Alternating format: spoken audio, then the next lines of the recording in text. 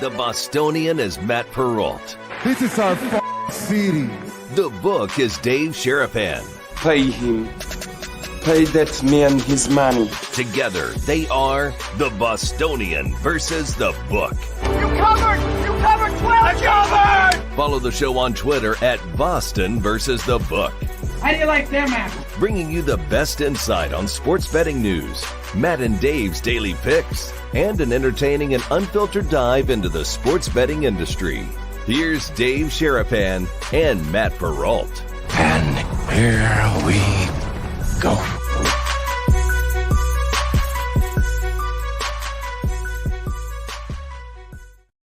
We are back, everyone in the right places. Vegas is the location. You guys are watching live on YouTube and Twitter or on the replay on Sports Grid. Dave Sharapan, the book, Matt Perrault, the Bostonian. It is a Thursday.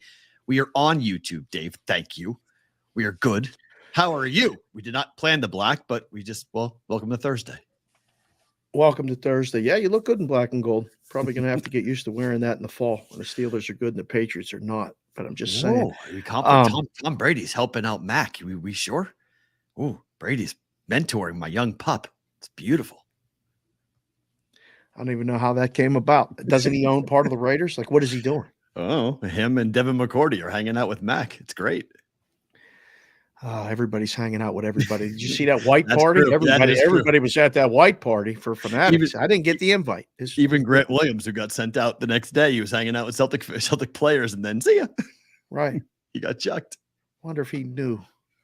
He might have known. Yeah, he may have known, or maybe not. Maybe it was totally, he wasn't coming back. Everybody knew he wasn't coming back, but Mavericks got a good player in Grant Williams.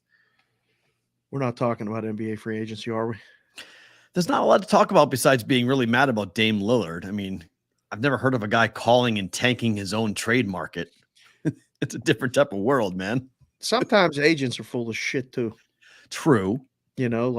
I mean, I don't know if that's a good thing or bad thing. If I want my guy that is representing me telling these people like, hey, you're going to get a very unhappy player if you trade for him. Like, what are you doing?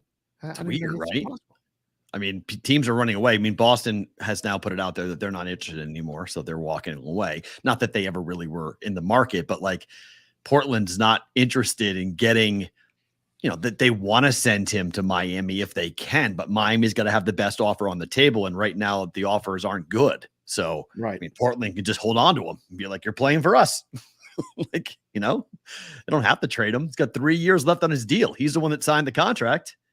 Yeah. You can wait to the trade deadline if you want. You can wait till the halfway through the year and then trade Lillard. So right, it's a different situation for sure. And they're all here. I mean, everything happening in Vegas with the summer league now. It's there was a big, huge team of kids coming back, AAU team from Massachusetts coming on my flight to Vegas. So it's July. It's the basketball month. If you didn't know this, the month of July is the basketball month here in the city. It's unbelievable. And there was a big basketball looking thing that we're going to talk about too on the strip. Yeah. It's a big basketball, and then it's a big ball full of basketballs, and it's a big thing. Everything. It's incredible. It's a big eyeball. It's a big pumpkin. It's a big this sphere thing has everybody. I mean, I got to go see it in person, like an inch away yesterday. Almost wrecked a car. The kids were like, "Stop looking at the ball." And I said, traffic is not moving right now, so I'm good. But everyone else, it was chaos down there. But it was fun. Yeah. You're back in the West Coast. Are you good? No, I'm exhausted. I'm not even close to being good. I'm so tired. It's not even. I mean, we landed last night. I saw the Sphere for the first time from the air and then landed. And the first thing I looked at, it was a gigantic Spalding basketball. Right. And it looked like someone had given me acid. And I was like, am I seeing what I'm seeing? Like what is going on? This is a hallucination, right? This is not like what I'm looking at, because at the airport, you're pretty much like, probably a half a mile away from the thing, and you're staring right at it. And like, you can read Spalding like really clearly on the ball. Oh, yeah. It's just like, what am I looking at right now? So that was, we were only about 20 minutes behind schedule, so it wasn't too bad. I landed at about 9, got back to the house around 10, had to do the juice. So I was up to midnight. Madeline passed out. She went to sleep. And then she got up at 5 o'clock in the morning because she's been on East Coast time for the last 17 days. Right. So 8 a.m. to her, bing, lights go on and she's good to go. And she's like, hi. And I'm like, no way. You're not awake right now. So yeah, not only am I jet lagged, I am sleep deprived, and it's going to take me about 48 hours to get my wits about me before 2 days. Yeah, You'll be back. Saturday. You'll be back by Saturday. You'll be starting to feel like you're back. Get to see the sunshine. That'll give you some energy. We got a nice weekend plan. We got people coming to town to sign up for the proxy service and sign up for the contest. So get it together. Because you get 2 days pass. Yeah. That's I still think the east to west is harder to come back than it is the west to east. There's no debate. It's easy to go forward. You lose the 3 hours, but it's easy to fast forward. Right. I mean, going to bed at midnight is 9 p.m. our time. So like, even if you're staying up late, you're still dealing with a different level of tired coming back. Because now you're on the West Coast and you get those 3 hours back, but your body's all messed up from a time perspective on sleep. Right. So, and I was there long enough. Well, I was there 9 days. So I was there long enough to fully get myself situated with East Coast time. And yeah, it's not easy. I mean, I will be the first to say it. Living on the East Coast, for you guys that watch the show, listen to the show, if you gamble consistently, bless you guys, because that is... I feel like living on the East Coast, you only get half a pizza. Like you don't get the full menu every night. You only get half. Well, unless you stay up and then you're groggy in the morning. And a lot of people just don't stay up. You can't. And I wouldn't stay up. I mean, I would not stay up flat out. I mean, I would never watch. I didn't watch West Coast sports growing up. And now I really know why. Because come 10:30, forget it, man. I've been fighting through traffic, people, family, work. Going to bed. I'm tired. It's run you ragged type stuff. Here, it's like, man, you sit down 9 o'clock. I got home at 9:30. Every game was over. Like, this is phenomenal. Everything's done. This is how it should be. You get the full menu of everything right in front of me. I feel like you're only getting half the menu back home. You're getting ripped off. Sent me the text last night. Like, everything's done at 9:30. This is the life I'm meant to live. And I'm laughing. I'm like, man, you're West Coast soft now. That's what the people 100%. Back east used to say. All you the can call time me to soft, but we're more attuned to the leagues than you guys are. We see more than you guys do. We watch more than the East Coast. We have a deeper understanding and a deeper appreciation for hockey games on the West Coast, football games on the West Coast, baseball games on the West Coast, basketball games on the West Coast. I mean, we get the full. Essentially, if you're talking about anything from Detroit, Michigan, west, there's not much going on the East Coast from a coverage perspective. You're not interested because you're tired.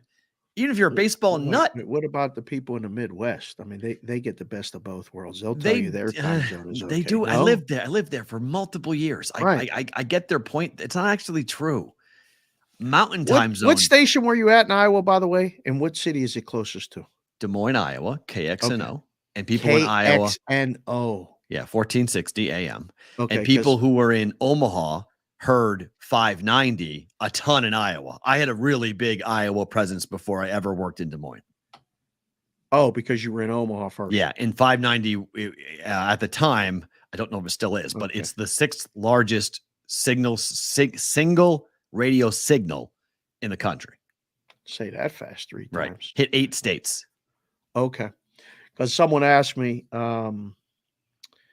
I can't remember if it was the last sign up I did or somebody asked me, and they're like, what station did Perrault work at? And I'm like, I'm pretty sure it was in Des Moines, but I don't know the call letters. It was KNXO. A KXNO, like X and O is football.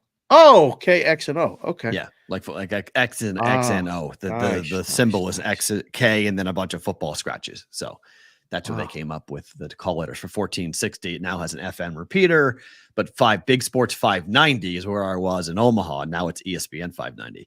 But that's where I was. So I mean, we crushed Iowa. We mean a ton of people all on the western side of the state, basically from Des Moines west, could hear 590. So a lot of farmers, a lot of guys in the field, Sioux City, that neck of the woods. We had a lot of people listening to the show up there. We got a lot of people listening to the show from that area of the country ourselves. Like the best time. I mean, I'll say this: if you don't like Pacific time, Mountain time is the best, not Central. Fair. Mountains better. Just no one lives in Mountain time zones, so it's the least populated. It's the truth. It's the least populated of all the zones. I don't. Phoenix. Denver's the biggest city. Denver. It's the biggest city.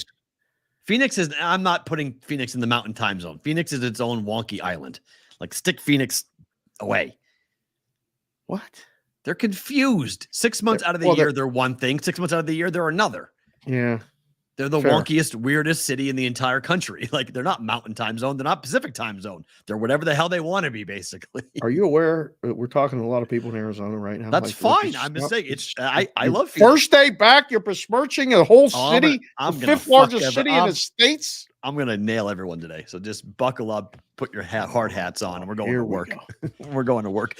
By the way, one quick thing before, because this is hysterically funny. We have to talk about this because So did you have shoe boxes or any type of like time capsule type stuff when you were younger? I still do. Okay. So I am a huge, like, one of my very close friends in college used to laugh because whenever I was upset, I'd have a shoebox full of things that I would throw in, like randomly, pictures, letters, stuff that we used to keep, kids. We used to actually have hard items of things, not on our phones, physical things we would keep. So for whatever reason, my stepfather went down after the divorce, went down and got a ton of my stuff that was in my ex-in-law's house. Yep. I didn't want any of it. I was like, you know what? I was like, most of that stuff's just junk. You can throw it away. So he goes down there. I wanted a couple of framed things that I really wanted. I'm like, look, I don't care what you pull, but I need these two things because they're incredibly important to me. He goes down there, and my father-in-law, ex-father-in-law, is a guy who I got along really well. Frank's a phenomenal guy. And he's like, look, there's 2 boxes of things down there that Matt's going to want, and you should go get them. And he was like, no, he doesn't want them. He's like, no. He's like, I'm telling you, he's like, Matt's going to want them. I'm like, okay, fine. So he goes and pulls them up. So my stepfather, I met, last night and he's like, hey, it's in the garage. Can you go through these 3 bins, please, and pull out what you like and what you don't like? And I'm chucking everything else. And I was like, all right. So I went through this time capsule of pictures from my proms, pictures in his garage. In my garage, yeah, my mom and stepfather's house, yeah, it's in his garage. Oh, not Frank's garage, my stepfather's garage. So I'm in Andover. You meant the ex's dad. No. It was all taken back to Andover. Sorry, left that part out. All back to Andover. Okay. So it's all sitting there. So I'm going through all of this stuff. And he's like, "You're leaving tomorrow. You need to go through this."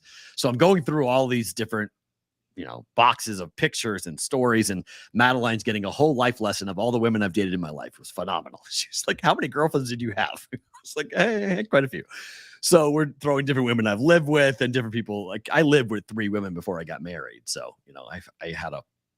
I was a serial dater. I was a monogamous guy. One to one, all relationships. Right. So I pull out this huge, unbelievably funny box of stuff. And I'm like, what is this stuff? So it's falling apart, like literally in my hands. It's probably 25-year-old shoebox. Inside of this shoebox is a variety of things, including the radio shows I did after the Red Sox won the World Series in 2004. Okay. CDs, which I have not listened to since the time that it happened. I have to go find a CD player. I'm going to make like a greatest hits of this show. I cannot wait to laugh at how bad it's going to sound. I cannot wait to play this. So I find that. I find pictures of my father, pictures of me at my dad's law school graduation, where I'm wearing this Florida Gator shirt, which I was very impressed with my neck. I looked like a football player. I had a very thick neck. It was a good angle. The picture was taken at a good angle. Well, I was like, wow. I was like, I have a blocked chin. I have a big, I look big in that picture. And I was probably 21. I was a strapping young man at the time. Right. And then I find this letter. Oh. I open up this letter. Hold on. And we want to give the context of the letter first, because I'm reading the letter. I don't know the context of the letter. I'm going to let you read it. I posted it in the Discord channel. So some of you in the Discord channel have seen this, and it's a running gag on the Discord channel, but it's somewhat a little bit blue. So just heads up, kids. But we're on late nights. So it doesn't really matter. We're never getting off late night. I don't know. This got sent April the 5th, 1999. Yes. I'm born April 4th. That's my birthday. So day after my birthday, 1999. Yes. So we're talking about my senior year in college. I don't know what happened. I don't know if I had a massive Karen moment where I almost got a girl pregnant and I got really pissed off, or I just did this on a gag where I'm like, I'm going to type a letter to Trojan Condoms. Because what came back from Trojan Condoms, and I will let you, sir, read this letter that was sent to me, April the 5th, 1999. Dave, you can read this because you're better at these. I'm putting the reading glasses on for this one because I don't want to miss here. This is sent to Mr. Matthew Perrault in Amherst, Massachusetts, from Mitchell Gauss, the consumer relations specialist, apparently in Trojan. Dear Mr. Perrault, thank you for telling us about your experience with our product, Trojan Ultra Thin Lubricated Condoms. Every effort is made in maintaining the finest manufacturing and checking equipment possible. But apparently, there was a mechanical slip in our automatic filling operation in this particular instance. We appreciate your comments and we'll give you and thank you for giving our products another try with the enclosed coupon. Once again, $1 off, by the way, $1 off coupon. Thank you. Once again, thank you for giving us an opportunity to respond. Sincerely, Carter Wallace Incorporated, and signed by Mitchell Gauss, Consumer Relations Specialist. There are what looks to be 2 save $1 off coupons in there, just in case you're going to have a title shot and a rematch. Okay. To help out. What in the world did you do? I'm not lying. This is the letter. I didn't make it up. I read it. That's the actual letter from Trojan. Carter Wallace. How did I get to Carter Wallace? I have no idea. Why was I angry? I have no idea. Was it a gag? I sure as hell hope so. It was a gag. Because if it wasn't, that's a major Karen moment for me to go and type a letter to Trojan being like, did you know this did not work? And being mad and then getting back $2 off. Hey, Matt, here's $2 off. Hey, man, I got a kid coming. What do you want? You want to help me pay for the college for the kid? No idea. How? Why did I save it? Why is that there? 1999. It's a 24-year-old letter in pristine condition. Like mint condition letter. We have all got some sort of issues as men. Why this was in a time capsule-like condition in a shoebox in your mom's basement. Garage, yes. Apparently unclear, but it's goddamn gold.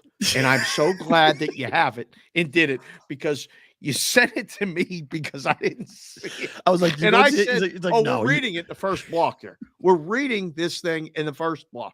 Absolutely. Save $1. There's 2 save $1 coupons sent from Trojan. 2 save $1. $1. I don't know how. I don't know why. I don't know who exactly it was meant for. I don't know what I did. I don't know why I was mad. At the time, I was dating my college girlfriend. So, I mean, I was in a serious relationship. What was your first name? Laura. So Laura, I moved from, I started dating her my junior year in college. We were together my whole senior year. We moved to Virginia together. This was the girl is she from Massachusetts as well? Yep. Yeah. Dad was in the FBI. Yeah. Oh. So, yeah. Probably would have been all right. Good thing you didn't get in trouble. Nope, I was good. He knew. He ran a full background. He used to joke around with me. He's like, I know everything about you, just so you know. I'm like, I know you do. Wow. Oh, yeah.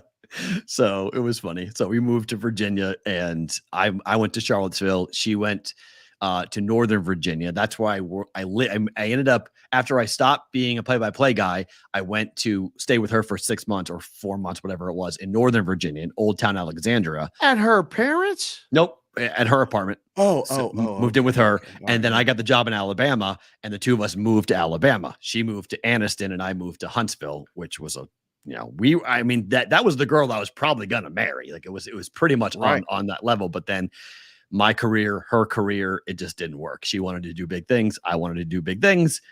We just had different paths. And This wasn't meant to be. That's all. No. And I would have been divorced like quickly. Like it would have been bad. So, but that's, I was with her. So it wasn't like I was sleeping around. It wasn't like I was running around. Like, I don't know what the hell caused that letter to be written to a condom company.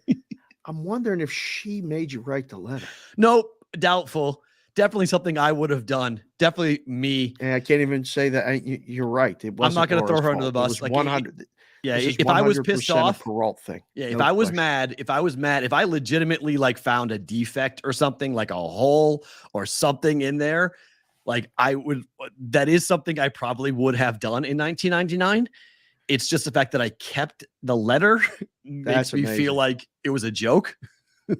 Like, why did I keep the letter? Well, can you imagine being this guy Mitchell and getting the letter and saying, "Hey, this kid wrote a letter because it snapped or something happened. Right. You got to send him something." What? I got to send him something? Just send him a couple of coupons or something. I mean, in 1999, I'm guessing, I think if I remember, condoms cost about $3.50 for 3. That's it? I think that's what they were. Yeah. I think they were $3.50. I think they were $3. I mean, I remember it being like $3.50 in college. So if you send me, I think there may have been 3 coupons there. So essentially you're sending me a free box of coupons of condoms, what you're sending. If you send me $3, you're essentially sending me a free box. So I think that's what they're trying to do. But by today's standards, I have no idea. I haven't bought condoms in a long time, but I don't know what they cost now. My guess is probably double that, $7, $8. It's almost like the book's sending you a free bet. Right. Hey, here's a title shot. In fact, there's a second one in case you messed the first one up. You get a free box. I mean, of 3. I don't know. That was always a rite of passage for men. Buying the condoms? Oh gosh. I mean, the first time you had to do it, awkward. It was very awkward. Incredibly awkward. Especially if there's like an old woman at CVS behind the counter. It never failed that you got you always got a woman. Like a judgmental woman of like, Well, the first time you walk in somewhere, it's guaranteed a woman you walk out. You're like, I can't do it. It's like buying condoms from my mother. I can't do this. That. Right. Hold on. And then you go to a store down the street and it's another one. And you're like, man, this is bad. I ain't going to do it tonight. Listen, I'm going home. What do you mean? I'm not doing it, and it was made very clear to me at a very early age when I even started thinking about holding another girl's hand. It said, if you do this and you get her pregnant, I'm cutting it off. Just so you know. My mother. I mean, how'd you like to be the kid of a 20 and an 18-year-old? Well, that's. I mean, I'm literally here. I'm here for that reason. My whole existence has always been known of. I'm an oh no, like I'm not a planned bundle of joy. I'm late night, take a test, sitting over the bathroom going, are you sure it's positive? You sure it's positive? You sure that's 2 lines? You sure that's me? That's my life. I'm the anxiety. I'm the, what do you do in 1976 when you have a summer fling and you meet somebody for 6 weeks and all of a sudden you get her pregnant? What do? That's me. Like in 1977, what you did in Andover, Mass was you got married. And my parents never should have gotten married. They had a second kid together. They compounded. I used to always laugh saying, not only did you guys screw up the first time, you screwed up a second time. You went and added a second child to this whole dynamic. Like you were wrong. This is the farmer. This is Ben. Yeah, that's my brother. Yeah, my brother Ben is turning 44 here next week. And so yeah, I mean, it's always really funny. We always laugh about it being like, man, you guys just, you couldn't stop yourself from making mistakes. You made one and you made another one. No, I love my brother, but I've always known that. My father, I grew up with that knowledge of like, if you impregnated a girl, you're in deep trouble. And then I had a girl fake a pregnancy on me. And that was the lowest of low things a woman has ever done to me. Whoa. Where I had to have my friend, I sent the picture to you and Bach, that girl with the short hair. That's the girl that faked the pregnancy. That's her. That's Beth who faked the pregnancy. And I had to have Ryan, who is the other girl next to TJ. That's TJ in Alabama, by the way, that picture that you saw. Oh, That's the RV. TJ. Okay. That's the RV. That's TJ. This is like a 25-year-old picture or 18-year-old picture that I sent to Dave and Dan Bach, and who works at Better Collective. And Ryan, the woman, had to go over to her apartment and say, I need you to be honest with me. Are you really pregnant? And she was like, no. And Ryan called me and she's like, she's not pregnant. I was like, oh my gosh. For 4 days, I thought my life was over. I thought I was done. I broke up with her, and the way that she tried to keep me in the relationship was by telling me she was pregnant. I do not understand how or why that would even come up. And that's a lot of guys are going to go, yeah, that is that dirty. Oh yeah. Especially because of me, because like, I was like, oh no, I did it. What my dad told me my whole life, what my dad told me never to do, the one thing I could never do. Because in Alabama, we're not going to do, it's Alabama. So you're keeping the baby and you're going to raise the kid. And it was bad. And her father, the way I've shot all those guns, her dad had an arsenal. Whoa. He had an arsenal that my rite of passage was come outside, open a beer, pick your weapon. We're going shooting. Boys and girls, first of all, Chef Benny came in the chat and just said, kids these days are getting off easy with self-checkout now.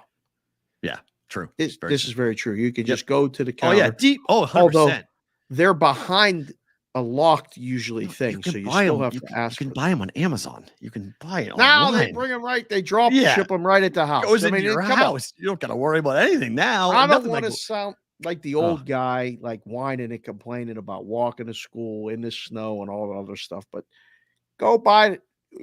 You got to learn how to grow up at 18. I need condoms. 18. No, 16. We're talking about 18. 16. Whoa. Oh, yeah. For me? Oh, yeah, it was 16. Going in there, having that conversation, walking in, trying to act all big and tough. Oh, yeah. That was not a fun moment because my town is small and you can't go anywhere. So like I started driving to other towns to do it. Oh my Lord. It never gets seen.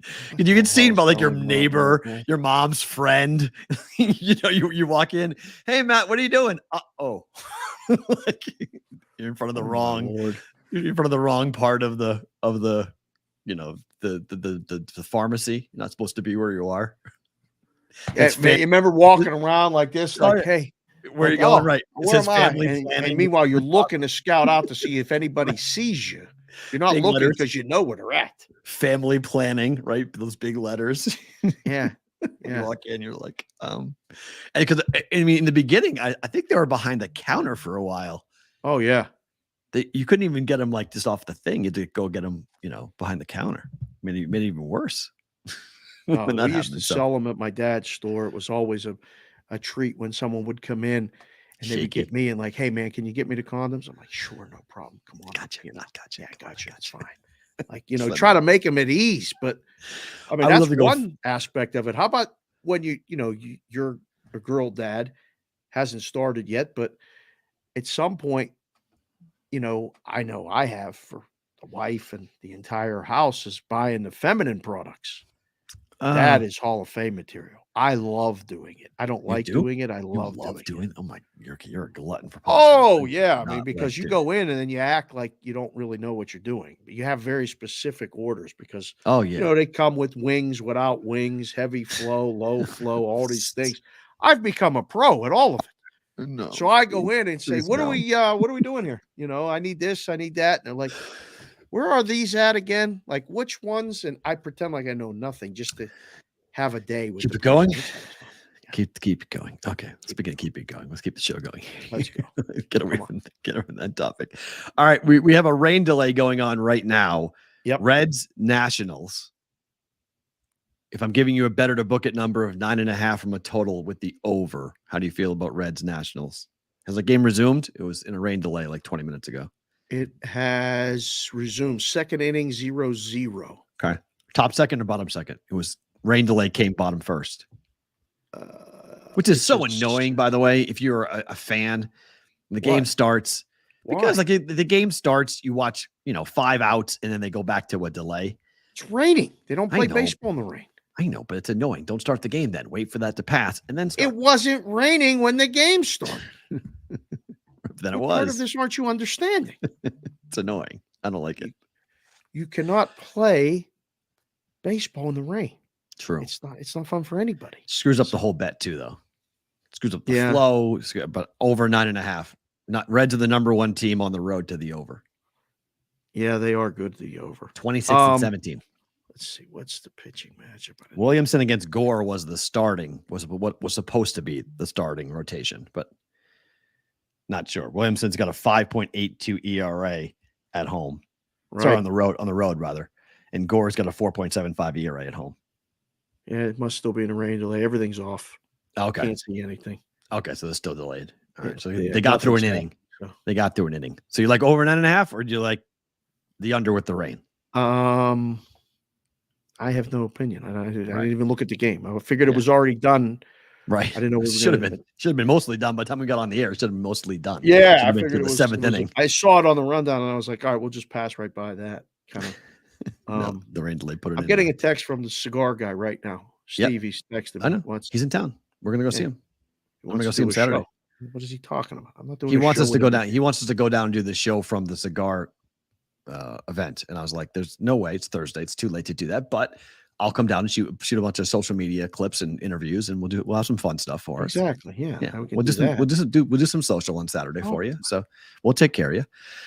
De La Cruz did something pretty wild last night. So after the bat he was using got checked because of there's a round plastic thing he puts on the bottom of his bat, which I guess is legal to do that. Yeah. Nationals want it checked. They check the bat. The very next at bat, he hits a 440-foot home run. Mm-hmm. He goes ahead and points to the bottom of the bat before he bat flips it away. Yep. Are we cool with rookies being this loud? It's the game now. Like, Right?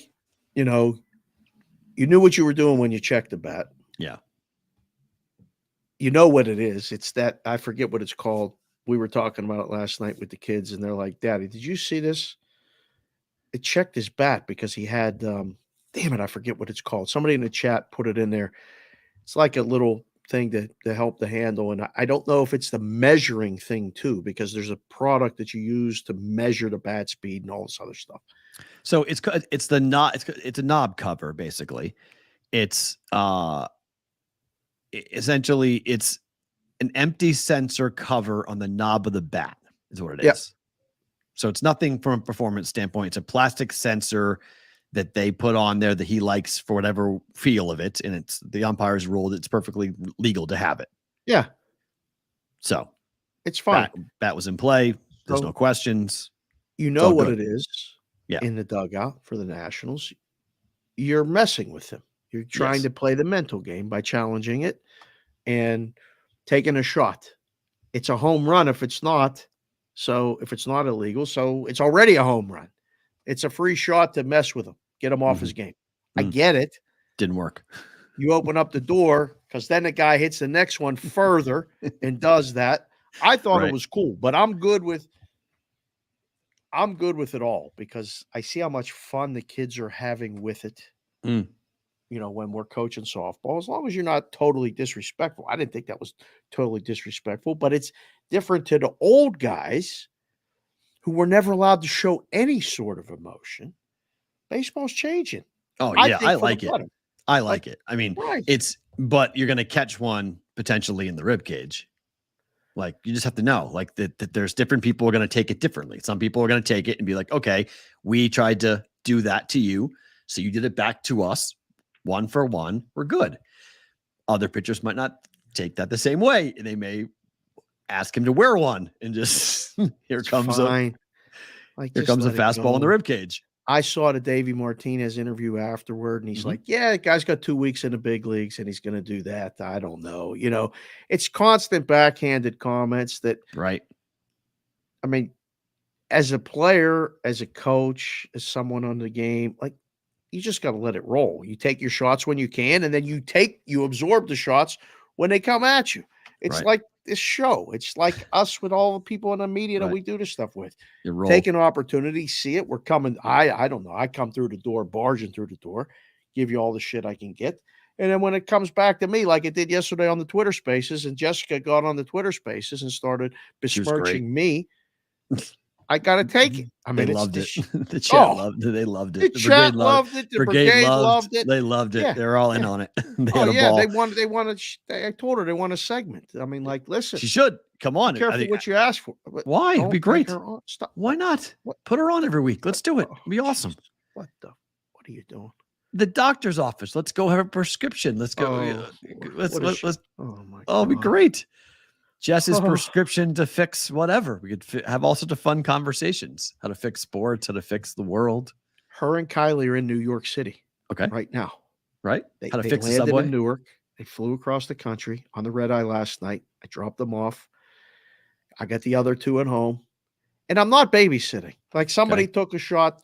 A friend of mine said, "Oh, you babysitting the kids this weekend while your wife is away?" And I'm like, "Hold on, I'm their dad.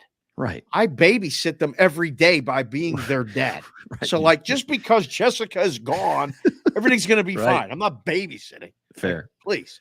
So they rode the subway today for the first time. Jessica's 47 years old and has never ridden a subway in her life. Trains, though. Not the first train, right?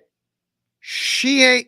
We went on trains in California. We did all that stuff, but like that's a nice above ground train. Yeah, when you go underneath, it's different, definitely. You go underneath, it's different. You go in tunnels, it's different. She drove through the Lincoln Tunnel this morning. Oh, that's more harrowing than the subway. Thank you. Okay. I said, "What are you doing? Just take the train in." How much is it now? $10, $11? Apparently, I talked to Mike Blewett this morning because I said, "Mike, my wife and daughter are in New York City, and I know you know New York City. Can you help them?" We got Did on they a pay with conference cash? call. Oh no. Did they pay with cash? No. Can't pay with cash. Can't pay with cash. No. Nothing. There's no cash back anywhere. Right? No. You went back Gone. east. There's no Oh, yeah. cash. Gone. Yep. Terrible. Gone. So they drive down, they park the car, they're out walking around now. They're taking the Staten Island ferry. I got a picture of the Statue of Liberty. They're having a great time just seeing stuff. Right. But it's like they're discovering the moon right now. It's hilarious. And Kylie's going to get a real wake-up call if she decides to go to this place and go to school there. She ain't getting a car. But she won't need one, though. That's what I keep saying. No, she won't need one. No. You're going to have to explain that to both Jessica and Kylie. Oh, yeah. She's not going to. She's not. Unless she wants to drive around in New Jersey. But if the idea is I need a car to get to the city, no, you don't need a car to get. You just get on either the path, or you get on a subway, or you get on an Uber or a cab. Correct. Like you don't. No, it's ridiculous. And parking alone will destroy you. Will destroy you. I told my wife, I said, you could have just left it at the hotel and taken a train down. Yeah.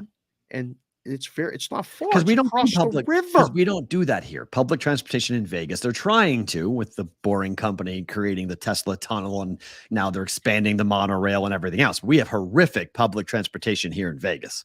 So, did you use public transportation growing up in Boston? It's all I used. I had to learn how to use public transportation myself in Pittsburgh. Oh, yeah. She 100%. grew up in Pittsburgh, never taking the bus, never taking a subway, never taking a train. Okay. She went to Ohio for college. Right. In Wide the open. farm. Right. There ain't no trains in the farm. Wide open. Right. Then she came to Vegas. So right. She's never experienced it. So I would walk. There was a train station a half a mile from my house. So I would walk down to the train station, get on the train station, go on what people call it the purple line in Boston, but it's the commuter rail. And it's purple, and it takes you to North Station. At North Station, you then would go and get on the subway. The green line is the oldest subway system in America. So you get on the green line, and then it'll take you wherever you wanted to go. If you're going to go to Fenway, you'd go to Kenmore Square. If you're going to go to Harvard Square, you would go and get off at the red line. You'd change trains, go to the red line. Like New York subway is very complicated. Boston's is very simple. Boston has basically 5 lines. It's really hard to get lost. The green line splits off a little bit, so sometimes it gets complicated, but New York is a whole different animal. Like the D train to the 7 train to the, take it off this and that. New York is no joke. Like that's a legitimate, very complicated system. But you will learn it and of course use it, and people 100%. use it. You'll be a every pro.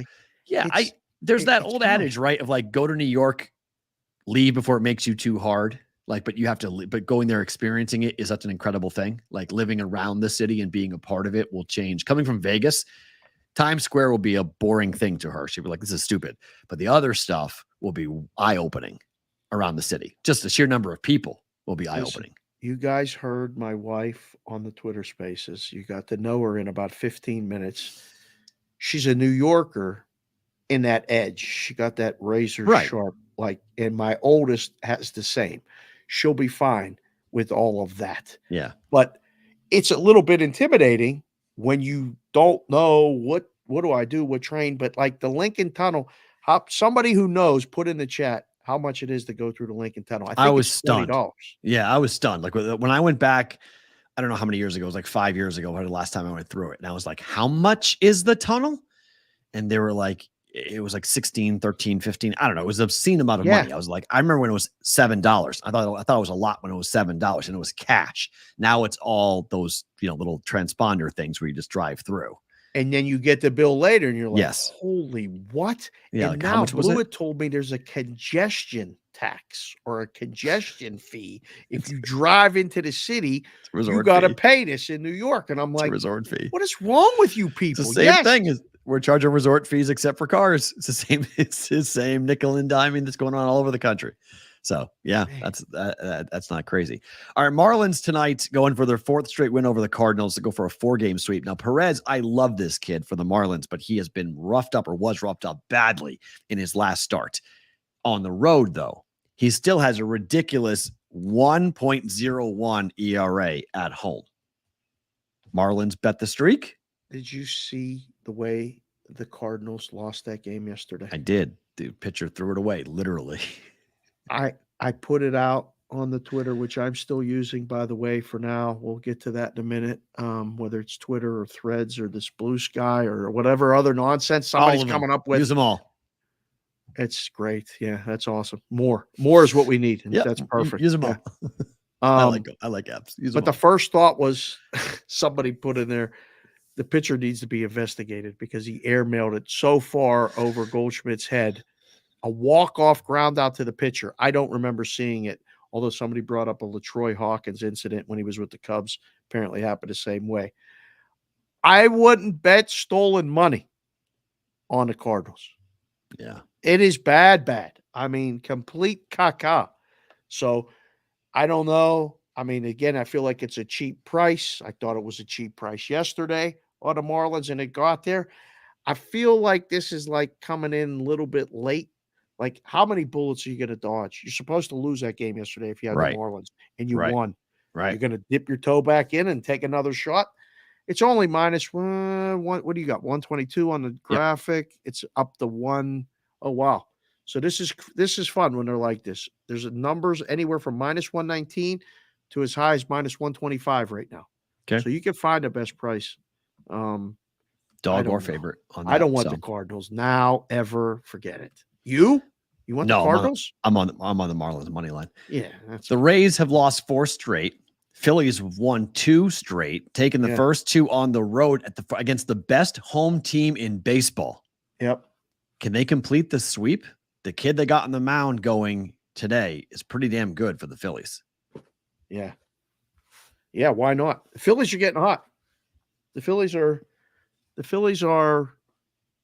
coming alive. Pitching wise, dare I say, are they in the playoffs? Like I'm starting to think that they're getting in. Like they're not coming into form because again, it's July 6th. I don't want to say like this. I mean, it makes a lot of sense though, because if you have the Braves who are in, you have the winner of the West who is in. No one in the Central besides the winner of the divisions getting in. Okay. So you've got 2 wild card spots left over. That's not hard for the Phillies to make it. That can happen. I think they're in. I mean, I think they could absolutely make it, especially when they start playing like this and they're beating up on the best team in baseball in their home building. It's impressive. Thank you, Whitrock. He just came in and said the Lincoln Tunnel is $15 right now. Damn. To go in. It was $7 when I was in college. In Pittsburgh, there's a 4-pit tunnel you have to go through every day to get to the city. Like Lincoln Tunnel, same way. I mean, people live in Jersey. It doesn't cost anything. Think about that. 5 days a week, 2 ways, $30 a day, $150 a week. A week. That's why these people get paid more in New York City. Huh? Of course. Somebody went in. I saw on Twitter this morning. I sent it to my mom because if you make $100,000 a year in New York City, that is the equivalent of making $35,000 in the average U.S. market. Really? So if you make $200,000 in New York City, you're making 70 in Vegas. That's how expensive. And you got to deal with all that crap bullshit. Yes. It's Will, actually welcome back, Will. If you're watching the show, Hi. there's a couple SHITs and maybe okay. 72. It's even in like San Francisco. It's 72,000 in Vegas to make $200,000 living in San Francisco. Like I told my mom, like, you don't understand how good we have it. Like we have it so good here. Like it's.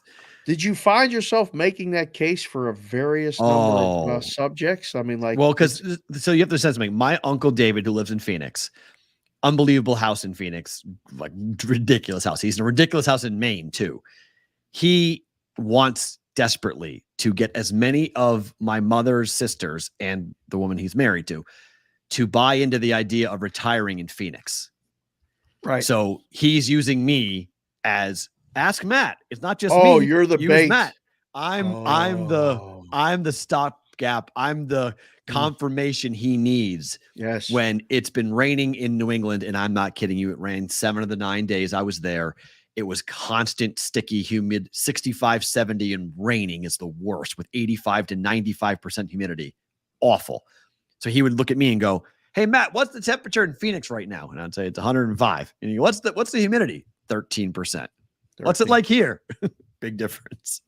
So yes, constantly I was the one being used as the confirmation to the why you want to live not in Maine. I mean, but Uncle Dave can put the brakes on a little bit. It's when it's 115 at dry heat, that don't mean nothing. It's hot. It's hot. Yeah. You don't sweat, you melt. Well, look, our electric bills in the summer are outrageous. I mean, that's the thing. Huh. Your AC is on constantly. It's not it's not crazy. People say like it's really cheap to live in Vegas. Sure. But if it's really hot, if you don't have flat billing here for your electric, you can spend $500 a month on your electric bill. Easy. Especially when you keep it at meat locker temperatures like over here. Oh, you guys, my gosh. Yeah. I mean, I keep it at 75 in the house when it's like this, when it's 115. I pray for 75. She won't let me. Wow. She won't do it. That's 68 is your AC is pumping, man. That's a marathon work right there. Never stop. that's working. Your AC is on. Winter. Yeah, you're on is on constant. in the winter. Nonstop. To turn the heat on. That's casino level. 68 in this heat is casino level cold. That is a cold deal. Two quick more baseball stories. One, the Braves are plus 155 to win the National League right now. Mm-hmm. That is shorter odds than Tampa at plus 195 to win the American League. Yeah. Is it time to take the Braves? Or it might be you might too have late? Missed it. No. Too late to take them? Well, it's not too late because they're going to be they're in. No matter what happens now, the Braves are in the playoffs. Right. All you're trying to do with your future positions a lot of times is get in. Mm-hmm. You can buy 4 different teams. You don't have to buy just one team. Right. If you're doing futures, and then you can use it. I mean, you saw what we did. I saw you tweeted with Benson yesterday about the football NFL exactas. Just got to pick the matchups, and we're good. 135 to 1 and start some of these matches. I mean, you can start if you want to start doing this now. I mean, baseball, we did hockey. I will do baseball exactas coming up here in a little bit. Why aren't they out yet? next time I see Jeffrey, I saw him yesterday. Why is football out before baseball matchups? Right. Football is out, but baseball is not. So once baseball comes out, we'll start looking at that. But football right now, I mean, I don't know. I may start to just take some flyers and just go look around and just say who from the NFC, the big 3 from the AFC, Bills, Chiefs, and Bengals. So you can buy those. Who are you pairing them up with? That would be the question, because I think the NFC is way more wide open than the AFC is. But some gigantic prices. Prices. If you can pick the NFC teams, all you have to do is just buy the 3 matchups with the 3 AFC teams. You can get some crazy prices. I did some scanning with that, and I was like, why has he got to come out with this right now? Like, I want to do the baseball first because Right. it's settled. Like the Super Bowl is not until February. So like Right. got to buy this stuff now, lock in these prices and keep it longer. And someone asked a good question, are those going to be up and adjusted throughout the season? They don't know yet. So you Right. might have to buy those Now, preseason only. I will buy. they- I mean, those prices are gone. I mean, some of them are literally, 140 to 1. There's 600 to 1s in there. Yeah. Like there's some On- ones on- that you just want But to have there's some fun with. 500. They did all 512 scenarios. Yeah. So the bad teams have fun. I mean, you could buy on Washington to win the Super Bowl over Tennessee, and it's 1,000 to 1. Right. Just put a 20 But on that. but you could do with a more logical thought process of like yes, Jacksonville, go and buy those exactas, and you're going to get a gigantic price yeah, on Jacksonville. If you think that they got something in them, if you think there's going to be, I would bet everyone else except the Chiefs. oh, Chiefs aren't winning it all. not repeating. Haven't seen it. We haven't seen it since 03-04. The era of going back to back in the era of these Super Bowls, it just doesn't happen anymore. It's been 20 years. I mean, the Chiefs could do it, but they've got such stiff competition. The Bills are going to be there. The Jaguars are going to be there. They've got teams in their own division that could be much better. I mean, who knows what the Raiders look like? Who knows what the Broncos are going to look like? It's tough. Patriots were able to do it Who because knows they what were in the a. Broncos are going to look like. The Broncos are going to look like they looked last year. I don't know about that. I can't necessarily agree with that. Sean Payton's a really good coach, and I think Wilson still is young enough to resurrect his career. Wow. So right. Broncos defense will be there. Yeah. Payton, I think, will be a much better coach.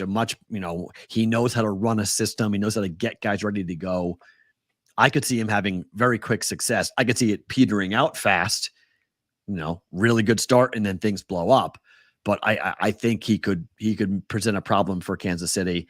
I think the Raiders equally could be a problem if Garoppolo is healthy and accurate this year. I think we could see Devontae Adams have a monster season. Josh Jacobs could run the ball. I like the additions that they've made of the tight end spot for the Raiders to replace Waller. I mean, I think, that defense is a huge question mark, obviously, but if they could figure out a way to get the defense to play, half better, they could be a problem too. So, and the Chargers are there. I mean, I'm not ignoring the Chargers. They're going to be really tough. I just don't know what their head coaching situation. Let's see what happens with the Chargers. But I mean, that division's really hard. So I just don't think the Chiefs go back to back given the division. So, Right. One more baseball story.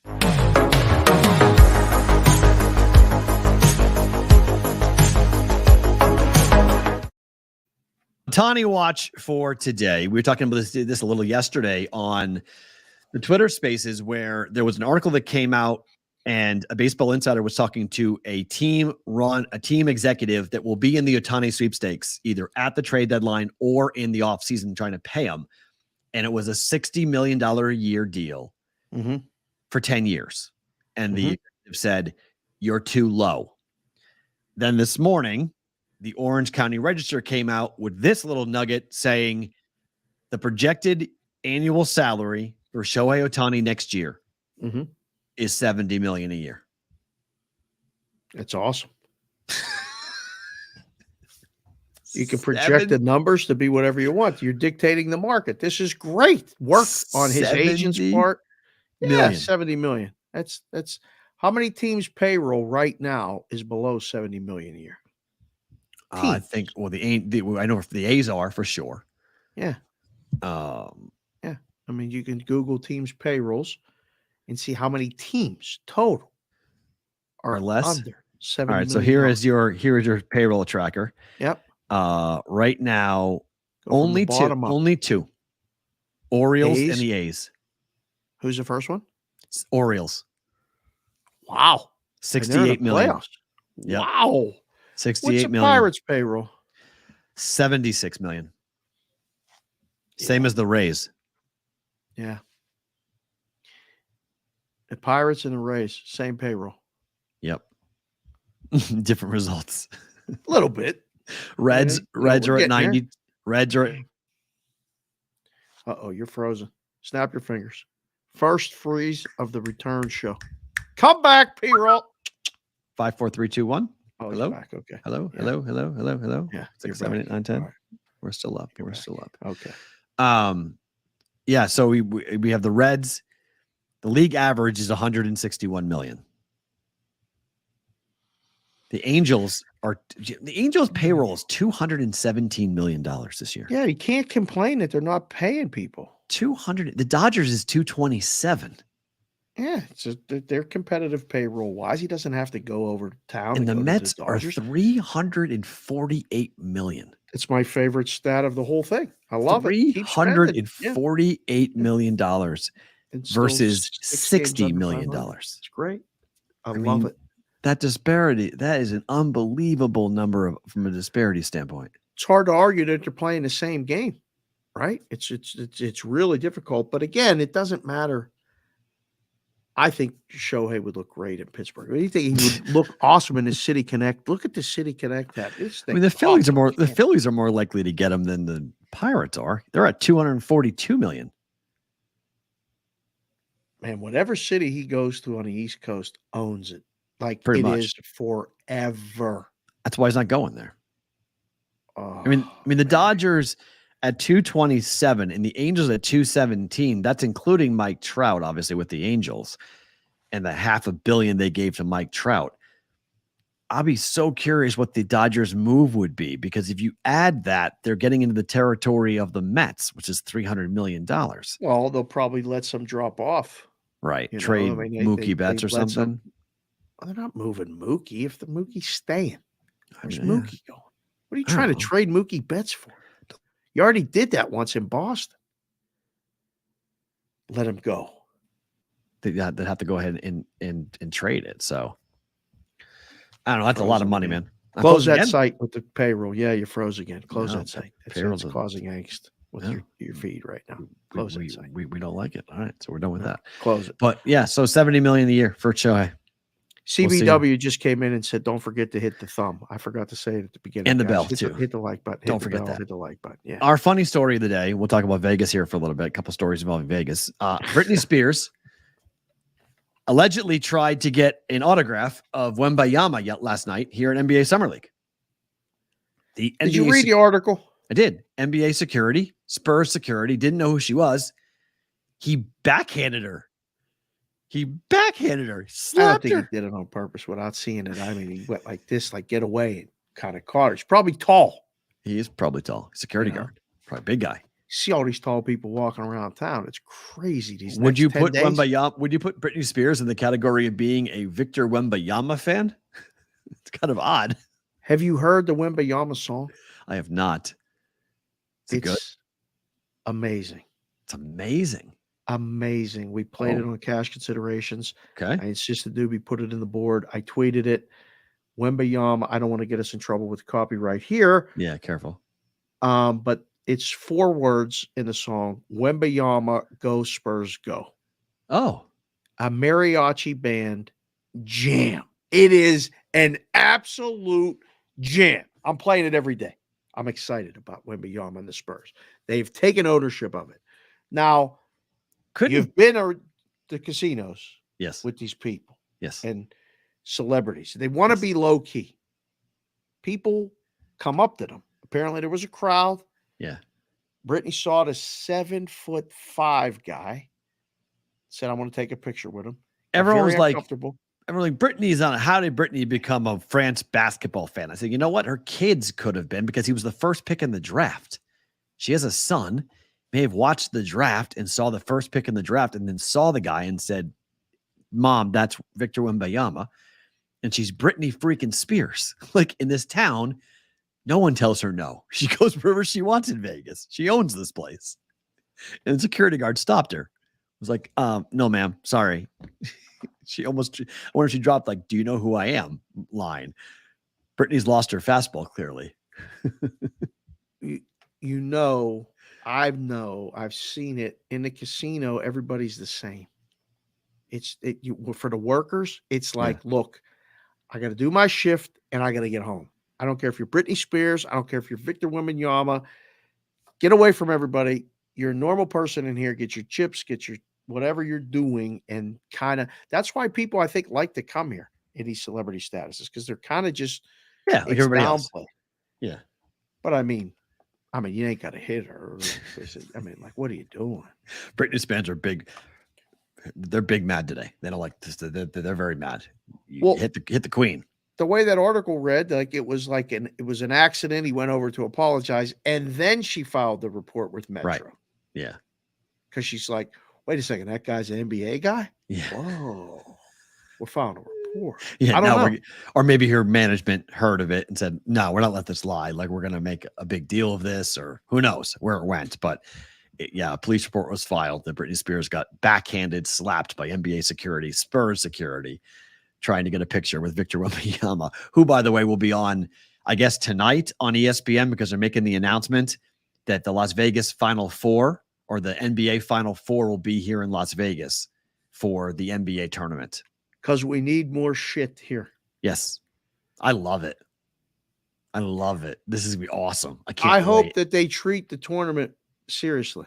Oh, no, they're going to. Oh, yeah, the stats count. Stats count all the way until the final game. In the final game, the stats count during the regular season, and guys sit out.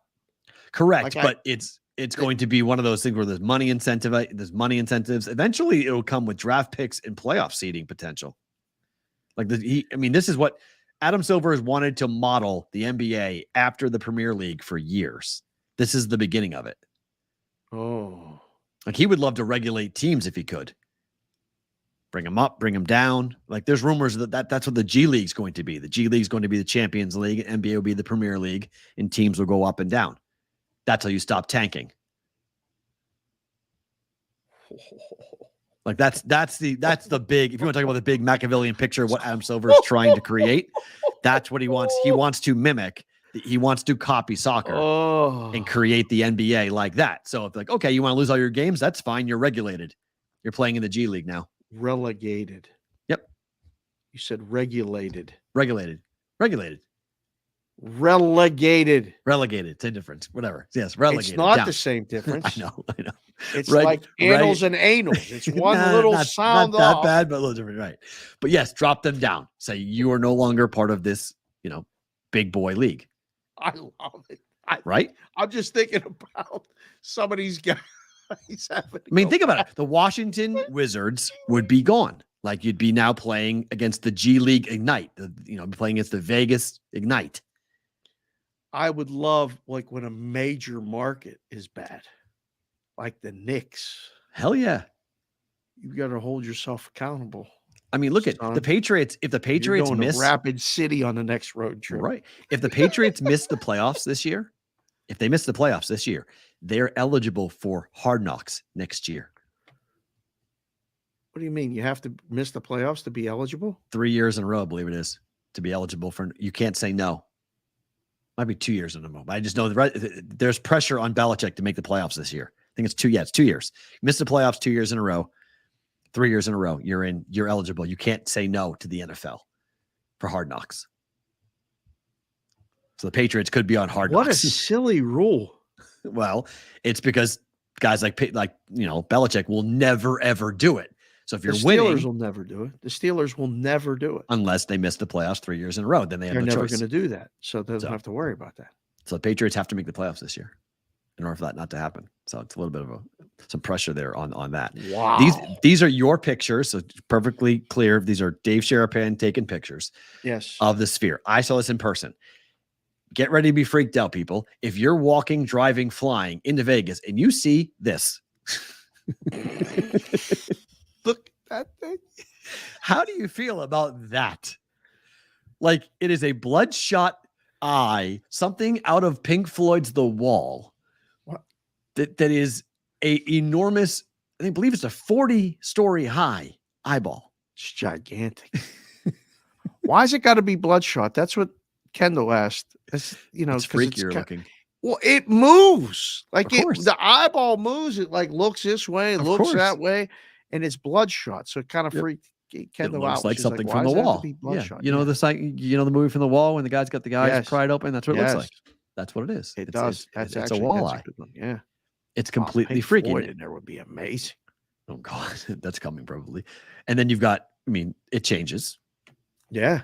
I don't know what that's supposed to look like. It's kind of like, Those are all little basketballs. Little that basketballs were bouncing around. inside that big. And that thing turns into one big basketball. Actually, different colors. It has the NBA Summer League basketball, Yes. which is blue. Yes. and the NBA regular season ball, which is orange. That's what both those by old Spalding. balls are right there. Those are Yep. those are the blue balls and the orange balls. Yes. Yes. What? Blue balls that got you? We're talking about Trojans earlier. Stop laughing. Stay on point. All I said was blue balls. You're doing it again. You've been gone a week. It's too good. Keep And it then, together. but this is the other reason why we're talking about this: the traffic. So, Dave, you're driving. This is your car. Stopped. We were stopped. But you can see the people, the headlights, and the people. I know it's kind of hard to see on the screen, but there are people who are all lined up taking pictures of this. This is turning into a problem. They had the whole right lane stopped. Like people just stopped and put their blinkers on and got out and started taking pictures. It was bad enough that that's down to 2 lanes because it's usually 3, Right. but it's down to 2 because of construction, because they're extending the curb out and stuff. So it's too late. People just said, the hell with it. I want to stop and take a picture. Well, like there were 20 cars that decided, well, they did it, so I'm going to do it. And there was people out there gawking and taking pictures. And Kelsey drives now, and she was in the front seat. She's like, are they supposed to be doing that? I said, absolutely not. No way. Danger. Yeah. Danger zone. I mean, this is people I saw a bunch of tweets last night from people saying, okay, the corner of Koval Lane and Spring Mountain, stay away from it. Like, just stay away from it. It's not even done. Stay as far away. It's not just the drivers. It's the people who are walking from the Venetian, from the Wynn, from Encore, who are walking over to look at this thing from the strip and just to take pictures, because it changes literally every 30 seconds. You don't know what's going to pop up next. Right. It's got this amazing, like everything is flipping around. So it's like this oohing and eyeing on the 4th of July at a full-blown fireworks show off the thing. And so I know how to get around there. So I was going away and towards the strip and then over the strip on Spring Mountain to get away from it. That walkway over from the Venetian to Wynn. Yeah, right. You want to talk about, there's no weight limit on that thing, but it was Full. Wall to wall people up against that glass, everybody taking pictures. Those walkways get uncomfortable to begin with sometimes. They get very crowded and there's stopping and there's people working on there. Not the type of people you want to be. It was tight. Yeah. Keep your wits about you. Yes. And I said, do you guys want to stop at Fashion Show and walk and see? And they're like, no, let's go. Like it's a crowded enough thing, but you were away this whole time. It was the first full day back. What was your viewpoint of it from back there? Because worldwide, like this Sphere thing was trending. Everywhere. It has its own Twitter account now. Yeah, everywhere. Yeah, I follow it. It's all over. See, I have a funny thing because I was in a meeting at Palazzo because I was the liaison between my company at the time and the Palazzo. So I was in a meeting and I remember sitting across the desk from a guy who had someone walk in and say, it's done. And he was like, what do you mean? He goes, it's done. And he was like, wow. And he said, the guy said to me, he goes, you know what that was? And I go, no. He goes, we just closed the deal on the land that's behind us, that open lot. I'm like, yeah, like that's going to be an incredible venue. I'm like, what do you mean? He's like, it's going to be a state-of-the-art $1 billion music venue, acoustically perfect with all this LED stuff. I'm like, huh? He's like, yeah, MGM's building it. I was like, wait, it's your land. They're like, yeah, it's Sands land. They're building it behind us, and we're going to do a coordination between companies, their plot, their land. They're going to run it. They're the ones, we don't do concerts like they do, so they're going to run it. And we're the ones who are going to book everything from a room rate perspective, and there's going to be a walkway from Palazzo directly to the Sphere. Palazzo Venetian is a 2-minute walk away. So now seeing this thing get turned on 6 years later for me is crazy, because I just thought like, okay, whatever, I'll see it. I'll believe it when I see it. I mean, this has been a long $2 billion price tag for this thing, but it's right now, it's incredible because they're building a sister one in Europe. That's going to be, I believe, in France or in England somewhere. They're building. There's not anything the size of this. This in the world, totally unique thing in the entire world. And my Uber driver we were talking about it, and she made a really good point. She was like, it's kind of funny. She's like, I said to someone before that the strip was getting stagnant, and I was like, you know what? You're right. We hadn't had anything new like in a while, right? We hadn't had that wow factor of like, you Correct. only get this in Las Vegas. Correct. Because, you know, it's cool to see a light get shown from a pyramid to the stars. Like, that's neat, but it's been shown so much that it's kind of like, all right. And when they Luxor's not really like a top of the line place anymore, too. Not anymore, right? So now you go and talk about, all right, so Resorts World got built. Yeah, the Katy Perry stuff, it's cool, but there's nothing like makes you go like, oh my God, it looks like a casino property. Like we've seen those all over the place. Right. This now changes the entire look of the strip. Like it causes people are going to stay more on that side of the strip. This is like a gold mine for Resorts World and Wynn and Encore and Palazzo, and because people are going to want to stay down there now to see it every night. Perrault, I think you could see it from Mars. Pretty much. I mean, it's crazy. You could see it from anywhere. Right. It's just, it is mesmerizing. I mean, I came back from the airport and I was driving and I got a little sneaky parking lot where I pulled over and parked the car so the kids could go and get those pictures up right in a parking lot overlooking it. And there was people parked in the parking lot. No one was speaking English. There were people from different countries that found their way, just follow the roads to the ball, and got out. And were, you know, some had kids, some didn't. I heard French. I heard Filipino. I heard like there was all three different languages being spoken, none of which were English. I mean, think about the F1 race. Think about all the different things that they're going to show on the F1 race. I mean, I can't, because my daughter asked me, she goes, what's it going to be like just always? Is it always going to be like that? And I was like, I don't know. Like if it's always like that, it's an attraction. You'll wait. Like one of the things is a portal. Like it looks like water and the ripples come through and then a portal opens up. It's like people are going to crash. Like people are going to be looking up at this thing and they're going to crash into somebody who stopped dead in the street because they're looking at the thing. It's going to be a distraction for drivers. Bad.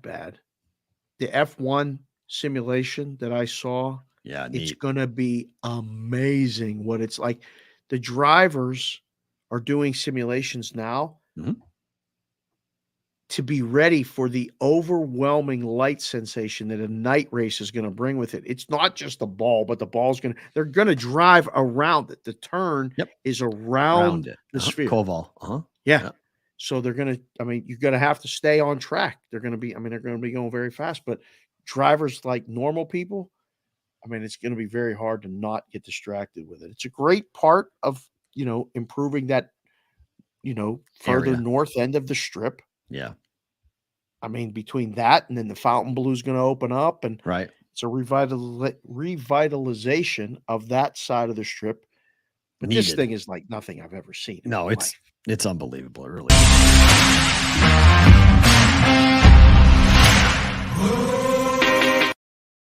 All right, time for the Brigade Proxy Service info story of the day. You guys can go to @BrigadeProxy on Twitter. I don't know if we'll create a thread account for it. Maybe not. Just on Twitter, but you guys can go get the text message, send us a text message or email at brigadeproxy@gmail.com. It goes right to us, brigadeproxy@gmail.com. We'll take care of your Westgate signups have begun. So the super contest is open for business. If you're coming into town, we've already made an appointment for one person coming in to sign up for the Westgate. So there are going to be people playing both and or Westgate Super Contest and Circa Million and Circa Survivor. 3 contests will take care of you all season long for this. This really feels like, I mean, just in the last couple of weeks, we've really seen some. In the last week, I would say people are starting to really go, okay, I'm coming to town. I'm doing this. I'm getting involved. So we're going to have some fun. I'm looking forward to meeting you guys. Got some people coming in on Sunday who are going to sign up for the Brigade Proxy Service. So good stuff there. brigadeproxy@gmail.com sends an email. I'm going to say it now for a lot of people listening. The phone number to text if you don't have Twitter. Okay. 702-570-8275. Say it again slowly. 702 Yeah. 570-8255. There you go. I don't know about you. I know I used to remember phone numbers by my favorite players.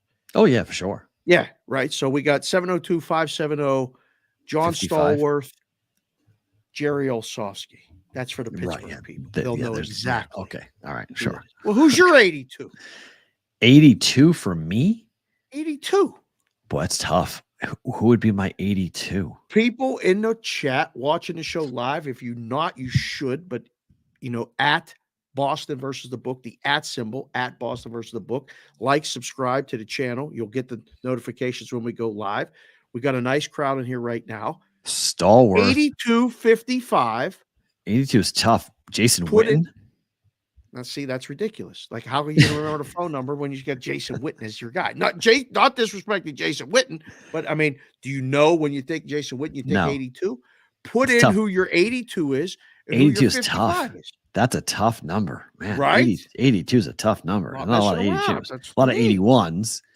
Raymond Berry is the most famous Patriot 82. Shannon Sharp. Berry.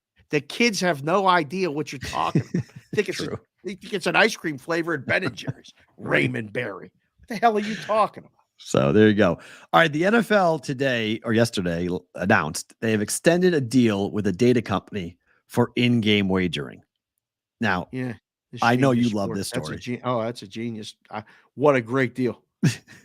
Because this is pretty interesting here for a lot of reasons. This is pretty interesting. So the NFL is going to start to do what you and I have talked about before.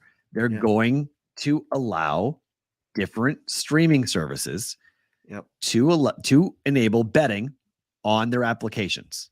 Right. As they're going on. Right. This partnership is with Genius Sports, international firm that distributes the league's official play-by-play data to media and sports betting operators, and a low latency live game video feed that is used for live in-game betting at sportsbooks.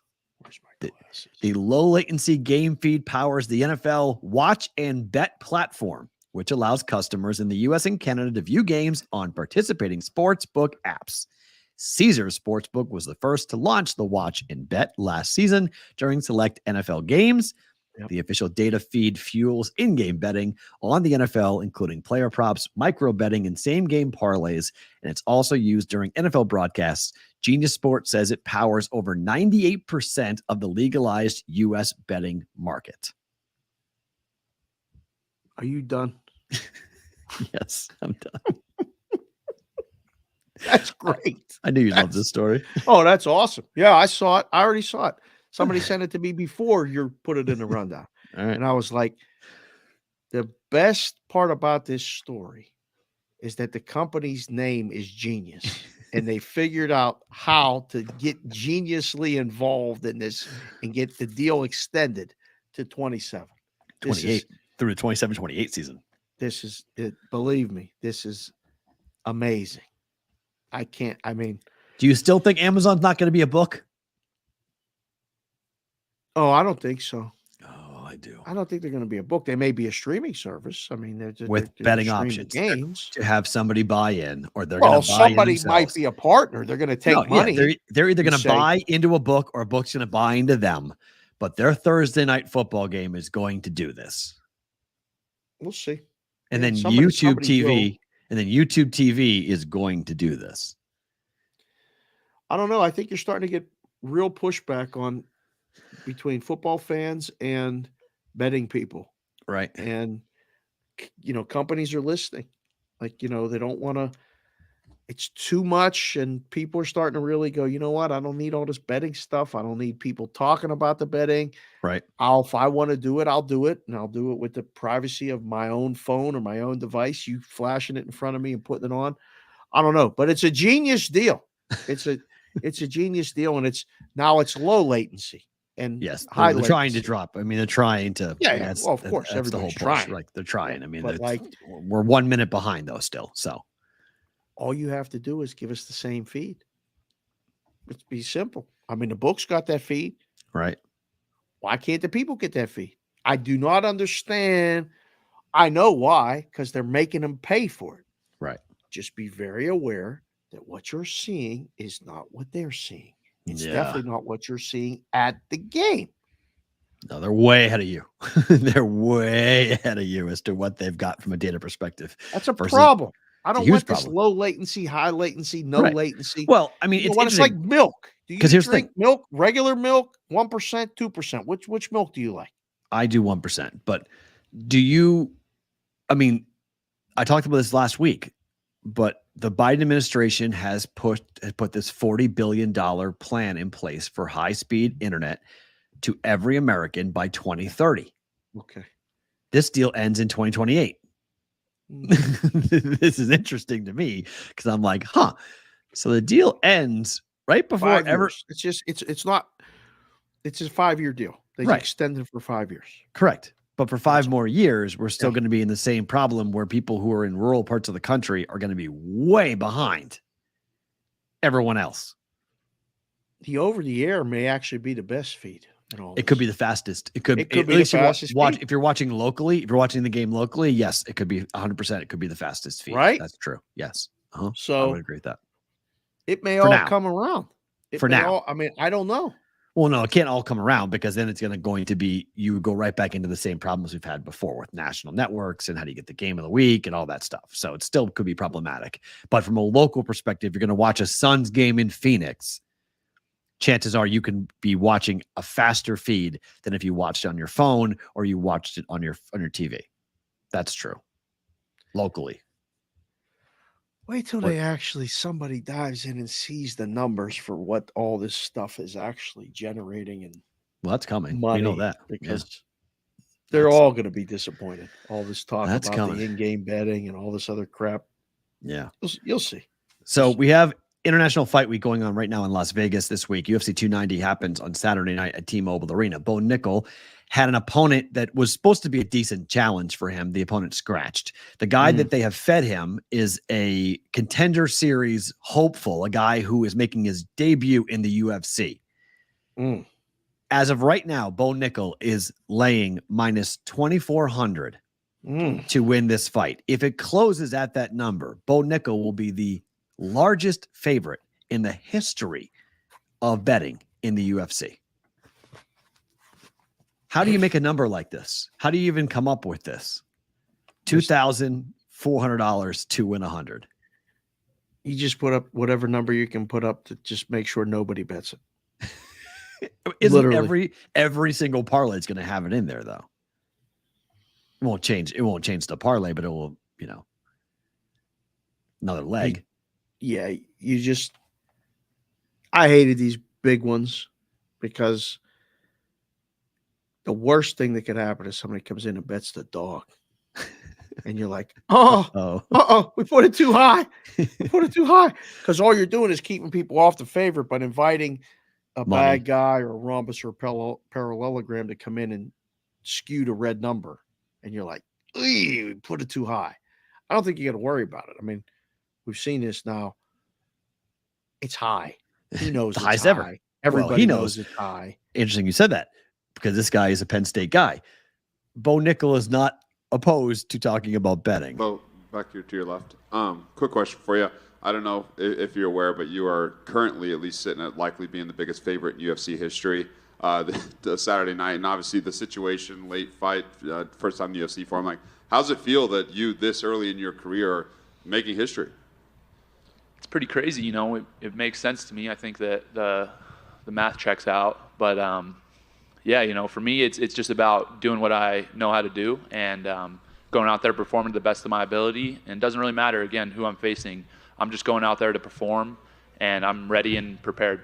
Perfect. I know you just said the math checks out, and I got to ask you, you said minus 3,500 was good value. You said minus 1,200 was good value.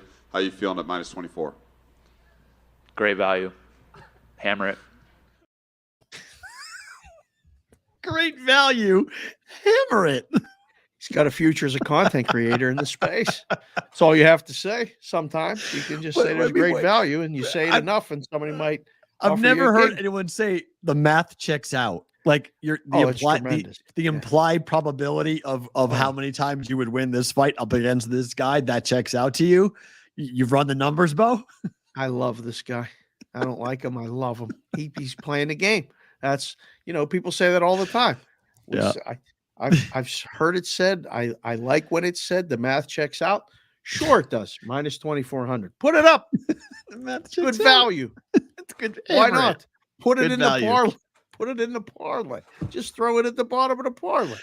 It adds What? 8 cents to the payout of the parlay when you put it in. Literally, it adds nothing. Do a parlay without it, then throw Bo Nickel in and see what it changes the payout to. Zip. Almost nothing. It's bizarre that we're this. I mean, this is going to be will we ever see that conversation happening in the NFL? No. Never. Oh, I can't say never, but not. It's uncomfortable. I told you I was in that clubhouse post game in MLB, and Dave Roberts said that we're the underdog, and I almost raised my hand and said, "Dave, you have been an underdog since 2020. What are you talking about?" Like, but then I was like, "All right, stop." You can't say it. Stop, because it was in my head, Right. and then I got here and it stopped. It's going to come out. I mean, a lot of the UFC popularity is because of the betting. Of course. But that's you sent me the sports. That's thing about the boxing. power slap. Yeah. The power slap exists because of the betting, 100%. not because of the spectacle. Right. 100%. Right. Agreed. People have interest in it because they can bet on it. So I'm happy for Bo. He's going to knock that guy out. No, submit him. Instantaneous. He'll submit him. No, he won't knock him out. He'll choke him out in 30 seconds. But he's every finish he's had is a submission. He's a he's a all-American wrestler. He'll just get the guy to the ground and tap him out, and it'll be quick. It'll be easy. Nickel by first round sub. Yeah. What's the minus price? 400? What is it? What's the I don't know. price? Gorov said he thinks it's over minus easy. 3. Yeah, it's gonna be easy. That's how he's gonna do it. It's gonna be a first round submission. That's how he's finished every single opponent in the UFC except for one of the last fight went to the second round. Right, that was the first time he saw the second round. Is that the one we went to? Yeah, he saw the second round. Has he fought since that fight? No. Oh no. Yeah, it was shocking to everybody there that it went to the second round, right? And this would be shocking if this goes to the second round too. I mean, he's on the fast track. The UFC is trying very hard not to give him a level of opponent that could cause him to have a loss. They want to build him up slowly, but they expect him to be an absolute superstar in this sport. What a gig. Yeah, the hype is real. I mean, the hype is he's getting fed guys on pay-per-view points and things like that. He will be a headliner at some point in the very near future, and he'll start fighting ranked fighters, and then we'll see what he's really about. But right now, he's a draw. A lot of people like you. A lot of people really like him a lot. They think the guy's really fun and really, really interesting to see what he's going to do. Ohio, while we were on break, did this, and we didn't have a chance to really talk about this, but Ohio doubled their tax rate from 10% to 20%. You know why? They weren't making any money. They weren't making any money. Somebody said in the legislature, "Where's the money?" Where's the fucking money? Yeah, that's what they said. Yep. We got to raise the tax rate. Yeah, because somebody got to be making the money. Where's the money? We got to raise the tax rate right before football season, which again is only like 58 days away for college football and 64 or something for NFL. Yeah. It's football season. We'll start doing our 32 teams in 32 days very soon. Yeah. College football, Monday. We'll start college football breakdowns. Monday? You didn't clear this with me. What are you talking about? Monday? Yes, we have to. In order to do all of it, get all of it in, we got to do it. We got to go through the conferences. We'll do conference, 5 conferences. Did you just say we got to get it in on the same day you brought out the Trojan letter? We have to get it in. Absolutely. We don't have to get anything. We do. It's important. We have a window. I was going to say the other word, but we have a window. I'm not going to say the other word, but we got that. Got to get it in. Are other states going to do this, in your opinion, Counselor? Yes. Oh, boy. Yes. Especially anyone with a single digit. Anybody with 7, 8, 9, 10, they're all going to do it. You think anybody that agreed to the 7, 8, 9, 10 is going to still be in office after they do this in other states? Public doesn't understand jack. Public's got no clue what actually went on. They're not paying attention to this. They want to know, can I bet? Yep, good. Okay. That's all they care about. It's people who are in like the public works offices, the schools, people who are expecting the money to be there from a budget standpoint. And they're like, hey, we were expecting X and we got Y. We got a problem. Right. We made projections. We made, we signed contracts to pay for this and pay for that. We got to find that money somewhere. Oh, this is only going to make the prices for the consumer worse. Yep. This, Well, it's people also are going to sending me force. screenshots of minus 117 on both sides of a Yikes. straight bet. Wow. And we know it's coming. The consolidation race will happen faster now. Well, before you left to go back east, Fanatics was buying PointsBet. It was done. And then DraftKings made that play and pumped up the price, and then PointsBet had to double what they were offering to say yes and get it. It's going to happen. But man, oh man, through the tax rates, this is not a good thing for any of us. No, but if you're a small operator in Ohio, right, and we know several of them who wanted to go in there, who thought that this was going to be a chance for them to compete. Oh, yeah. This is hard. I mean, this is 10% to 20%. This is a doubling of what your expectations were. If you were doing projections for 2023, 24 about what you potentially could make during football season, your nut to the state was X. Double it. Yeah. Now you got to double it. Taking another slice right out. Like it just. So now, are there some operators having meetings now about maybe just not being in Ohio? Just saying, like, is this might present a problem to somebody, an operator. We would be having these discussions. Listen, man, we're 3%. We're 2% of the entire market. Right. What are we doing? We had at least a shot of making something at 10% tax rate. Now, at 20% tax rate, we're going to operate in the red. Might have to say the hell with it, right? Right. No? Yeah. No, I mean, absolutely. I think there's a lot of possibilities for that where you're just like, hey, this is not where, but you've already paid, you have the sunken cost of the license and everything else. And you've opened up a different, wing of your company in some cases, sign the marketing deals, put your name everywhere. And now you got to figure out, all right, well, we won't re-sign these things, but for right now, we're going to be in Ohio and let's see where we are when these contracts come up. But you made the point a long time ago that all these deals that get signed, these 3 and 4 year deals, are never re-signed. And there's a reason for it. It's a one-shot deal. You're the official betting partner of the whomever, Reds, Bengals, whomever in Ohio. You do it once. Don't do it again. You don't do it again. Definitely not again. Yeah, you don't do it again. Just like your experience with Trojan. Oh, no, I still went back. I mean, I don't know. In 1999, I was 22, right? What was I? Graduate college or 20, 21, 22? I'm sure in my 20s at some point I used the product again. You did? I'm sure. I'm positive. Yeah. I mean, at the time, it's like kind of like Coke or Pepsi. I don't even know what the competitor is now, but there was like very few competitors. They still have the best tagline of all time, Trojan condoms, protect yourself at all times for the UFC. Protect yourself at all times. Yeah. For the UFC, because that's what they tell the fighters. they tell the fighters, protect yourself at all times before they fight. Trojan took that and made that their tagline. It's phenomenal. It's just fantastic. Absolutely fantastic. Could not be a better line. I was like, whoever came up with that person deserves an absolute raise.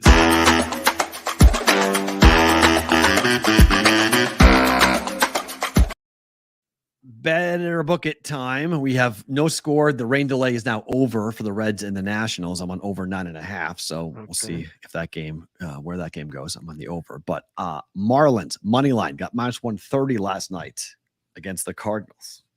Money came in on St. Louis overnight. It's still minus 130. Oh, okay, good. Yeah, nothing. Well, two of the places it's now minus 119 again. Okay, yeah, so minus 120. I don't let them bet St. Louis. That's fine. Right. I don't want St. Louis. We'll stick with this. Bet it. All right. And then Phillies money line plus 119 against the Rays. Better to book it. Ride the train. Right. I think you got to bet it. I mean, it's, just like Bo said, there's value. Plus money value. Yeah. There you go. We'll take the Phillies. I think you're right. We'll go with that. Doesn't mean it wins, obviously, like we've said before, but yeah. What time is that game? Let me see. Oh, that's tonight. 3:40. Yeah. 3:40 Pacific, which is still the best time zone. That's good. Without a doubt. There's no debate. We can watch all of it. It's phenomenal. I can't wait. I got so much stuff to do. I have mountains of laundry to do today. So get to go ahead and watch. Did you bring back another bag? Well, Madeline, when I went there, I went by myself. I brought back a kid. So I brought back all her stuff, all of her stuff. Yeah. You didn't bring back another suitcase full of stuff or anything, did you? Oh, yeah, I did. Hers. I had mine. I understand, but you didn't bring back anything from like a shoebox perspective. No, or any of that no, stuff no. I brought it all I brought it all in my backpack. Everything I brought back was in my backpack. The guys in the chat right now are putting in the competition to Trojan, Durex, Lifestyle. Oh, okay. I can't remember. I don't know. They were either. Yeah. I don't think Durex was around when I was in college. They might have been though. I don't know. Favorite thing about today is what? One, the microphone. Why? Oh, because we're sounding good. Two, because we sound good. We did the Twitter Spaces yesterday. We sounded good, but not the same. But yeah, my favorite thing about today, one, obviously, we're doing the show back in the saddle again. We're back. The chat's back. Everybody's back. But still big vacation week, though. I mean, not everyone's back. It's one of those weird weeks. Yeah, there's a lot of people watching, listening. And we appreciate all of you. But no, my favorite thing about today is that Big Consig, Kylie, and my wife, Mrs. Consig, Jessica, have landed in the East Coast. They're in New York City. I'm getting a barrage. Like, she doesn't know that I'm doing the show with you right now. Like, why would she text me pictures? Because I'm telling you, when you're there, you don't conceptualize the difference between 316 and 1216 in a course of a day is so different mentally. It's such a mind bleep. When I was there, I just kept on going. Like at 10:30 one day, I had already gotten up, gone out to breakfast, gotten coffee, driven from Maine to Portland, and had done stuff around the house for my stepdad. Right. 7:30 in the morning, we're just getting up. Our day is just starting. It feels that way, but I'm running on East Coast time, so it doesn't matter. You are a lot of times, but I mean, I hear I'm not. I mean, at 7, I mean, I couldn't believe. I kept on putting in my brain going. So that's why. I mean, for them, it's just the middle of the day, and they're running around, and they have no conception as to what you're doing. Has no conception of anything, as proven by the Twitter Spaces yesterday. And that's my favorite thing about today is that you guys got to hear her voice, see the battle that or hear the battle is fought every day over here. I call it Camp Sharapan because it's like summer camp every day up in the Hamptons over here. But it's a battle. But she had fun doing it. And we're going to have to talk about this off the air about whether she's going to have a regular segment or not. I don't know if the world's ready for that. I am. Let's roll. I think it'll be right. At least once a month, maybe the first Friday of the month or something. We'll have her pop in to give a. We'll let the people tell us. What's the Discord channel again? We didn't say it one time during the show. BVBshow.com. Yeah, come on in because Discord just did a whole big purge. So if you were in there in the beginning, if you had not been active for 3 months, they booted out a bunch of people. So every couple of months they do Everybody's trying to get rid of the bots, Perrault. Yeah. The Twitter, the threads, the Discord. Everybody's tired of the bots. If the books could get rid of the bots, that would change everything too. So if you've not logged on or been a part of our Discord channel, free invite, obviously bvbshow.com, just type it into your search bar. It'll walk you through how to join the Discord channel. Come on and be a part of it. It's a lot of fun for sure. For me, my favorite thing about today is just to get my head screwed back on right. Cause I am literally all over the place and I got to figure out where I am, when I am, what am I doing and how I'm going to do it. So it's a fun week in Vegas. There's a lot of people here. There's a lot of things going on in town. So we got to shout out to our friend Steve at Malalabe Cigars. He's in town. There's a big cigar convention happening here in town. International Fight Week is here. So you have UFC X going on. Got the UFC fights. We've got Summer League going on. We have the Sphere thing that I got to go drive around and check out at some point.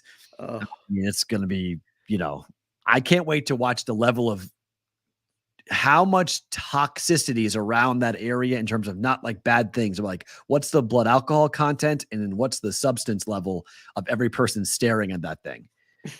It's going to be every drug infused party is going to be, let's go take that and go stare at the Sphere for an hour. Oh God. That's coming. So are you aware what else is coming? What else is coming? These guys in the chat are coming at you. They want to know whether you're a lambskin or a sheepskin guy. And then you said you got to get your head screwed on straight Yes. on the day Both? you read the Trojan thing. Sure. Oh, yeah. You can't imagine what's going on in this chat It's right now. phenomenal. You should Well- people should watch the show on the YouTube at Boston versus the Book. JC from KC said, Matt, quit thinking with your head and just finish. That's the that. No, right now it's this head, because right now it's I can't even like We're I would never getting off the lake. I would never be able to function at all in that capacity at the moment. I'm not even like, I don't know where I am at the moment. I'm all, I've had quite a night. I'm sleep deprived. My house is a disaster. It's just I got a lot of work to do. You got the pets? Were the pets happy to see you? Yeah, they were fine. I mean, the neighborhood kids did a good job at keeping them alive. So, they did their job. But like, I told you I had somebody that was ready to come over and do it. You said you didn't want them to come over. Nah, we're good. Mad at them. They would have been for sure. They would have been mad. I mean, they were fine, but I mean, like, you get back here after being gone for 9 days, and it's just like, whoa. And our kids are back at school in 4.5 weeks. Oh, that's ridiculous. I told the girls that. 4.5 weeks. I said, after the All-Star break, the summer vacation is over. It's bizarre to me. It's too fast. It's not too fast. It's the same length of time that it is in New England, because we did the math. They got out on June 22nd. Madeline got out on May 22nd. They go to school on September 10th, basically. Madeline goes to school on August 10th. It's the same length of time. It's just the July 4th holiday changes everything, because when we were growing up, July 4th was the beginning of the summer. For our kids, July 4th is the start of the end of the summer. Correct. Which is weird, which is really, really weird. It is different. But it is. I mean, you get to the 4th of July and it's like, okay, summer school shopping. It's time to start like meeting your school, meeting your teacher, your new classroom. Madeline this year will actually change rooms for the first time. She's never gone different rooms or different assignments. Really? So she'll do that for the first time this year. So like, it's August 10th is going to be here like literally tomorrow, and they're back in school here in Nevada. So welcome to football season. Tomorrow, Roll Call Friday. It's going to be a lot of fun tomorrow. Hopefully we'll see you guys joining us live or on Sports Grid. Dave, Matt, back tomorrow for an RC